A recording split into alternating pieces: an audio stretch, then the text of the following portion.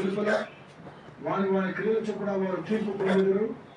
Bible తెలియజేస్తుంది వారికి అగ్ని ఆ భూమి మీద ఉన్నదని, పాతాళము బాధ పెట్టే స్థలం పెరగలేదని. మధ్యాకాశంలో ఉన్న బైబిల్ ఈ విధంగా ఏమైనా చెబుతూ ఉండదా? బైబిల్ తెలియజేస్తుంది దేవుడు మాతో నివాసం చేస్తాడని. ప్రకటన 21:3 ఒకసారి చదవండి. ఆయన వారితో కాపురం ఉండడము, వారు ఆయన ప్రజలు, ఆయన వారి దేవుడై ఉండును, వారు ఆయన ప్రజలు ఉంటారు, ఆయన ముఖం చూస్తారని.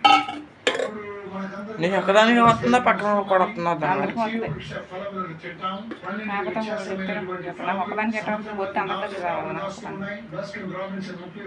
మేము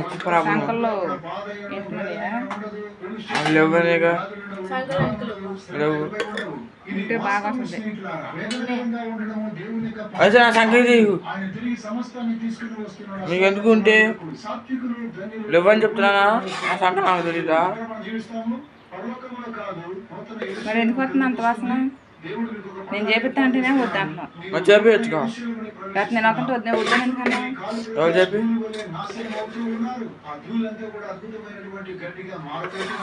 అయితే మీరు ద్రాక్ష తోట నాటి